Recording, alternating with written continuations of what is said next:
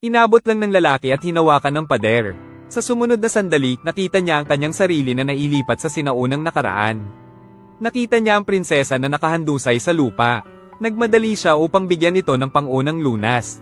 Nang magising ang prinsesa, akala niya ay inaapi siya nito. Hinawakan niya sa leeg ang lalaki noon din. Sinubukan ng lalaki na magpaliwanag, ngunit biglang nawala ng malay muli ang prinsesa.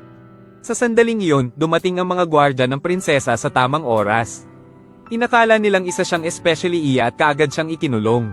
Paliwanag ng lalaki na isa lang siyang maninda sa kalsada, ngunit hindi naniwala ang mga bantay-piitan at handa na siyang parusahan. Sa kritikal na sandali, dumating ang prinsesa sa bilangguan. Hindi lamang niya iniligtas ang lalaki, kundi naghanda rin ng piging para sa kanya. Sa piging, napagtanto ng lalaki na napalibutan sila ng puwersa ng kalaban. Napakababa na ang supply ng pagkain. Agad niyang sinabi na mayroon siyang paraan upang malutas ang krisis. Kinuha niya ang compressed na biskwit at sinabing sapat na ang isang piraso para sa isang buong araw. Hindi siya pinaniwalaan ng mga general, kaya pinasubok niya ito sa isang ministro. 2 kagat lamang ang tinikman ng ministro at sinabing busog na siya. Nagulat ang lahat, ngunit libo-libo pa rin ang nagugutom at ang lalaki ay walang halos sapat na pera. Habang nag-aalala siya tungkol dito, biglang binigyan siya ng hari ng napakalaking halaga ng kayamanan. Mabilis na bumalik ang lalaki sa modernong mundo. Agad siyang naghanap ng isang eksperto sa pagtatasa. Matapos ang maingat na pagsusuri, nagkakahalaga ang kayamanan ng $1 bilyon. Tuwang-tuwa ang lalaki at bumili ng napakaraming pagkain. Samantala, hinarap ng hari at prinsesa ang isang bagong krisis. Sinamantala ng general ang sitwasyon at naghimagsik, pinilit ang hari na sumuko sa kaaway.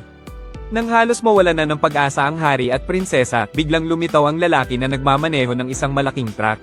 Nagulat ang lahat ng naroroon, ngunit bago pa sila makapagdiwang, naglunsad ng pag-atake ang kalaban. Hindi sila mapigilan ng hukbo ng prinsesa. Sinabi ng lalaki na kaya niyang tapusin ang digmaan. Pinagdudahan siya ng lahat, ngunit buong tiwala siyang nagmarcha patungo sa kampo ng kalaban. Binalaan niya ang pinuno na kung hindi sila aatras, lulupigin niya ang buo nilang hukbo. Tinawanan siya ng pinuno, kinutya ang kanyang katinoan, at ipinagyabang ang kanyang mga armadong hukbo. Hinamon siya ng lalaki sa isang postahan. Kung mas malakas ang kagamitan ng lalaki, aatras ang kalaban.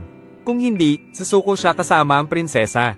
Sumang-ayon ang pinuno ng walang pag-aalinlangan. Inutusan niya ang kanyang mga tauhan na magpakita. Hinugot nila ang kanilang mga espada at bahagyang inihampas.